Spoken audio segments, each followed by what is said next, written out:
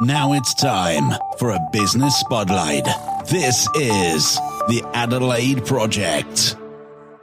Welcome to the Adelaide Project, and it is time for Business Spotlight, coming to you live from the Business House Australia Christmas Network meeting. I'm Ron Fiedler, and I am pleased to introduce two people to the Adelaide Project Spotlight, Peter Salerno and Gail Miller. Peter is going to do this interview today. Peter, welcome to the Adelaide Project. Thank you, Ron. Thank you. And Gail, welcome as well. Hi. Pleasure to be here. So you may know Hello. Gail, who comes onto the morning show on podcast City Radio, and Peter Salerno has his own radio show and podcast called Happy Business Radio. And Peter is now going to interview Gail Miller. I'm just going to have a chat to her anyway. Sounds good to me. Yeah. Look, Gail, thank you for allowing me to do this, because I know that the Adelaide Project, Ron's been running it through Podcast City, and does a fantastic job. Tell us a little bit about what you do now. And I mean, I know I've read your book and all that sort of stuff. So, and you've had a really, checkered career sort of thing. A lot of things happen to you. But Gail, you're into aged care and all that sort of stuff. So tell the public what you actually do now, and then I'll ask you a few questions about what led you to it. Sounds good. When people see that I run a business called Aged Care Explained, they automatically assume that I'm connected with nursing homes. Yes. And then they'll start to ask me all sorts of things about the nursing homes, and I say, actually, I'm the missing link between confused families and where the right help can be found when mum and dad or your partner or whatever start to go downhill. So how do people find you? Generally through word of mouth at the moment. Right. I'm trying to become more widely known through network groups. I have a website. It's gailruthmiller.com, and I think it might have a .au after it now. But anyway, that will get you somewhere near, or people phone me. Mm-hmm. But unfortunately, probably 95% of people don't come to me until there's a crisis. Yes. Only 5% do any planning before the crisis. Well, that's what happens all the time, unfortunately. It's like with prepaid funerals, or with going into nursing home or aged care facilities, or, special recovery units or whatever. Nobody thinks about it. Oh, look, I'm 50, I'm okay. And then at 55, you have a major heart attack. Or I'm, 53, I'm okay. And then at 54, you have a major operation that puts you out of action, That's exactly right. And one of the unfortunate things is that quite often people are trying to make serious decisions in a hospital emergency room with doctors breathing down their neck. Yes. Because a stroke, a broken bone or a heart attack can change everything in an instant. Well, the point is, you say that. I was in doing a checkup. I've had to have a pacemaker put in, right? And I had to go in to do a checkup, and I was having some problems a few months back, and I ended up in hospital to do a day surgery procedure to check all my heart and all the rest of it. And funny thing about it was, the nurse looked at me and she said, "That's funny, we've got another Salerno booked in today." Really? And it was my sister-in-law. And she ended up in the bed next to me in the ward while we were waiting to see my doctor, and she was waiting to see her doctor. And the nurse said, "Excuse me, you don't mind that your sister-in-law is there?" And then at exactly the same time, I could hear the nurse between the curtains saying to my sister-in-law, "You're not feuding with your brother-in-law? What do you think? Is it all right that if he's there?" And I laughed and I said, No, what, Rosa? No, I don't want to be next to her. What are you doing? That's hilarious. And it was funny. We laughed, and she laughed her head off. I get on really well with my sister-in-law. Thankfully. Yeah. Oh, yeah. No, but the funny, I get on with most people. Yeah, I know that. I've known you for a while. But the funny thing about that is that people never know, and unfortunately now my sister-in-law is back in hospital, and she's been there already for 3 weeks. 3 weeks, sorry. She's been there for 4 weeks, and 3 weeks she's in an induced coma, right? Oh, no. Now, and it's really serious. And we it's, at the moment it's touch go whether she's going to make it to Christmas. But unfortunately, we were talking about, prepaid funerals. We were talking about nursing home and aged care facilities for my sister, yes. right? But not for my sister-in-law. Gosh. We were talking we should have put Dad into an aged care facility, but we're not talking about my sister-in-law, and now all of a sudden she's going to be in a situation where when she does come out of hospital, she certainly won't be home for Christmas because she'll be in a recovery unit somewhere, And how old is she? She's just had her 80th birthday. So it's not that she's old, because she was playing golf until, the day before she went into this hospital. Yes. Did you say her 80th birthday? Yes. Okay. So she's a bit older than most other people, but, So in the scheme of things, she is sort of starting to get on. Yes. But considering a lot of us are going to live into our mid-90s. I'm going to live to 110. Well, I was going to live to 100, but now with GST, I'm going to live 110. Why not? Inflation. Yeah. Yeah. Something that most people don't realise is that you can actually register for My Aged Care, which is an Australian federal government organisation, and they run all the aged care stuff, when you turn 65. Right. Now, that's not old. No, not anymore. No, but if you do your registration then, which takes probably a half an hour via a phone call, don't ever try it online because everybody I know has hit a brick wall trying to do that. But if you've done that registration with My Aged Care and just keep your aged care number handy and give it to a family member, then you've already ticked one of the things off my checklist. Oh, there you go. So when I do consultations with families, that's the first thing I ask. You ask them to do. So that's something that actually scares a lot of people. It's not terribly daunting, but they don't want to admit that they're starting to change. Mm-hmm. And so if you ignore it, it might go away. Yes. Yeah, well, that's the same thing. Unfortunately, one of my good friends, his mother died yesterday morning, I found out, and I thought, oh, damn. And I saw him, spoke to him, and he said, look, she's 94, almost 94. She's been sick for the last couple of years. So it was a lot easier on the family, saying, at least she passed peacefully. I spoke to her grandson today, and he said the same thing, at least she passed over peacefully. Yes. Where there are situations that people at 50, 60 or, 65, 70 pass quickly, unexpectedly. Yes. That's where it really hurts.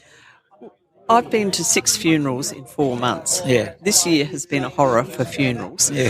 3 of the people were they were either too young or it was totally unexpected. Yeah. So we need to be prepared for tomorrow because none of us know what tomorrow holds. You did mention before that I've had a bit of a checkered past. Yeah. Just to let the listeners know, we've actually lost 2 children. We've had 4 premature babies and one baby was born 15 weeks prem and only lived for an hour. Our next daughter was 10 and a half weeks prem, and she did absolutely fine with all the premature baby stuff and then died of a sleep apnea condition that only adults die of. Wow. When she was 4 and a half. Yes. And she was only the second child in South Australia diagnosed at autopsy of dying of this condition. Now, that was a roller coaster ride, emotional roller coaster ride. Thankfully, Ron and I ended up still married. We've been married for 45 years.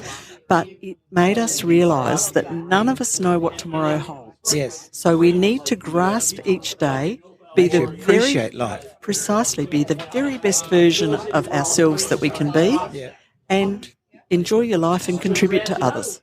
Well, Gail, you certainly contribute to others. I remember reading your book, and by reading your book, it sort of gave me appreciation of what you went through, and I was able to help others. Like that's what I'm saying. I remember I wrote a book. It's a very small book. It's called Laugh With Me, and I got a phone call just last week, and my wife was in the car, and I thought, okay, I answered this phone call, and I said, listen to this, because I answered it before I got in the car. I wasn't in the car when I answered it, but we were driving, and this lady kept talking, so I said, I'm going to a venue. I had to be there by a certain time. I said, I'll just put the phone on speaker, and I said, I'll talk to you. We spoke for almost 3/4 of an hour while I was driving. Over 30 years ago, I did a presentation up north of Adelaide, and she remembered me from that presentation. She had bought my book, and she now wants to hand it to her granddaughter. Wow. And she called me to say that, she wants me to do some coaching and counselling for her granddaughter and stuff like that. So it's interesting how when you write a book, the effect that your book will have on people, that you have no idea how much it changes other people's lives. And I want to say that about your book, by the way. Thank you. I really mean it. Yeah. And so if anybody's looking to buy a book for Christmas, tell them about the book and where they can get it. You're talking about Unscrambling Grief? Yeah. Yeah. Basically, you have to buy it from my website. That's all right. Yeah. It's gailruthmiller.com. Yep. Yeah. And the name of the book? It's called Unscrambling Grief. Good. Your story, your way, because basically it boils down to the fact that everyone's going to grieve in their own time and their own way. Exactly. Yeah. Exactly. Now, that lady ringing you to tell you about the book, that is so important. I'm a firm believer that when somebody does something good, if at all possible, we need to tell them about it. Just let them know the impact that they've had. Oh, I did. First of all, I thanked her for calling me. Yes. Because I thought, thank you for remembering. Yes. And she said, look, I've had this book here for a long, long time. I've got several stories like that, Like a friend of mine just recently had to downsize their house. So they put everything in boxes and packed it all away in storage. And now they've just recently bought a unit. Right. And they bought into the unit and they were unpacking some boxes. And while she was unpacking these boxes, my book was in that particular box. Yes. And she got it out and rang me and said, because she's downsized, she was feeling really bad and really, quite going through some emotional stuff because she's now alone. Yes. Her partner's dead, so she hasn't got a partner. Her husband and her divorced quite a long time ago. And she was saying how she was feeling really depressed. And then she was unpacking this box, even feeling more depressed that all her worldly possessions were in half a dozen boxes. Yes. That's all it's got down to. So she was really, really feeling miserable. Yes. And she looked at the book and she said, laugh with me. And she thought to herself, there's not much to laugh at. While she was doing that, she just thumbed through the book and she stopped at a page and she started reading. Fantastic. And she said she sat down and read that whole chapter and then she kept on reading. And then she said, no, I want to go to the front and read through the front. But each chapter is an individual chapter in my book. Right. So it's not like you have to read it from cover to cover. Yes. You can read any chapter. But she read it and then she rang me, right? She rang me and said, I just found your book in my stuff. She said, that cheered me up no end, And then I've spoken to her now about 4 times since the last month or so. Yes. And every time she said, I found this out, I found that out. And now she's in the evening, she says she sits down there and she sits in her bed and reads another chapter of the book. And I thought, how fantastic, and it's not about me. This is what I'm saying. It's not about me. It's about what it's doing for other people. Precisely. And that's what I said about your book. And we never know the impact of where a book is going to take somebody on their journey. Yeah. My daughter works at a conference centre and one of the guys that helps with maintenance has known Heidi for years, and he spoke to her recently and he said, my dad died, and even though I read Mum's book back in 2014, they came to the book launch, he said, I've just reread it and can you please tell her how helpful it is? Yes. So, it's a book that you can revisit. You know what? There's a saying that says, when the student is ready, the teacher will appear. Yes. And that's exactly what happens about books. And that's exactly what happens about things. You read something and you, But it's not until when you're really in that zone or in that space or in that feeling or in that emotion that when you read something, it hits you at a different level. Now, that's really interesting because, I'm a Christian and I've read the Bible. I haven't read it cover to cover, but every now and then I'll pick up, and open at a book that I haven't read for a while and something will leap out and hit me. Yes. And I think, I've read that before, but I never actually absorbed it like I did. Well, so sometimes we do need to reread. I can tell you a story. A friend of mine in Malaysia, when I was travelling backwards and forwards and doing things in Borneo, of all places, in Borneo, and I gave him a book and he said, I read this book from Anthony Robbins and I read this book from Deepak Chopra and I read this book from here, there and everywhere else. And then he said, no, he said, not for me. It's too American, too this, too that. And I said, okay. So then he came along to a couple of my conferences and seminars, and every time I went there, he would come along. Yes. And he's become a very, very good friend of mine. Matter of fact, he's my Chinese brother. Right. You know, really, we're very, very close. His family and my family are very close. And the funny thing about it, he said, you know, after listening to your seminar, I went back and picked up that book and I read it. He said, and I really made myself read it. He said, it was easier to read. Yeah. And then later on, he joined a group in Asia, which is like a business development group, you know, that he went to. And then there was another group, an American group that went over there and sold these motivational stuff and all the rest of it. Yes. And then he said, I picked up that book, he said, and when I read it, he said, there was pages there. He said, maybe a whole chapter that wasn't in there the first time I read it. Honest to God. Obviously, he wasn't ready. He was reading it, but it wasn't, you know, going in. Yes. And he read it at a different level, a different depth, you know. And all of a sudden he's saying there was a whole chapter there that wasn't in there when I read the book. Obviously, he wasn't ready the first time. Yeah. It's really interesting. I just said to him, I said, when the student is ready, the teacher will appear. And he said, oh, wow. And that's one of his favourite sayings now, because he realises, even with his children, he's got a really good relationship, because he's saying, you can say this, this and this to your child when he's 15. You say the same thing when he's 20. They'll take it in at a totally different level. Now, talking about that, it's really interesting. Our daughter she's now 30, but when she was about 25, she started saying things and she'd say, oh, my goodness, that sounded just like you, Mum. Yeah. She said, I'm even starting to talk like you.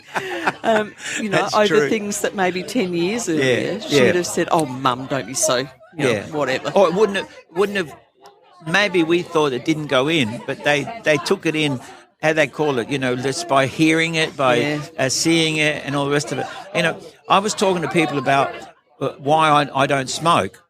Yeah. You know, I said, well, I don't know, but I know that when I was a kid, my mum and dad always said, no, it's not, you know, smoking's not a good thing. It's not a good thing. Don't smoke. Yeah. And I don't drink much alcohol, you know. Yes. I drink. I don't, you know, no, I don't, but I don't drink very much, because as a child, we always had wine on the table. We used to make our own wine. I come from an Italian background. Precisely. We made our own wine. We had wine on the table ever since I could remember. Yes. But it was always about, you know, just try some, have some, and that's it. You know, don't drink so too you were much. Satisfied. So I never waited. When I did my apprenticeship, when I went to school and after school, all the kids couldn't wait till they were 15, 16. They could sneak into the bar, you know. And those days it used to close at 5 o'clock. So we used to finish work and race to the bar and to have a few drinks and scull as many as they could before the closing time. You know, I thought, what? Yeah. And even now when people say, I had a really good time, I got drunk on the weekend, I think, how stupid. What a waste of space. Yeah. Yeah, exactly. Yeah. So, look, thank you so much for chatting with us. It was really pleasure. great. And I'm sure there's a lot of people that are going to be looking for your book. Well, I hope so. But can I just finish with one thing? Yes. Something that our family like to do is a rack, R-A-K, every day. Do you know what that is? You tell us. It's a random act of kindness. Yes, I knew that. So when you do an act of kindness for someone, they get a hit of serotonin, which is a feel-good hormone. Yes. But inadvertently, the giver gets one too. Yes, of course. So suddenly you've got two lots of feel-good hormones racing around out there. What an amazing impact in the energy in the world. I've been doing laughter and laughter therapy for over 30 years. I introduced a laughter concept here in Australia. And I know for a fact that when you smile at somebody, you feel good and they feel better. Exactly. And then they smile back at you, they feel good and you feel better. You know, Precisely. So a smile is so infectious, you know, and that's what it's all about. And, you know, the rack, I've known about that for a while, but I wanted you to say it. Yeah, Thank you. Thank you for sharing. Thanks so much for having me. Hey, Ron, thank you very much for the Adelaide Project. Thank you. Thank you very much. And thank you for Gail and Peter for joining us on the Adelaide Project Business Spotlight. We will have more of the Adelaide Project right after this.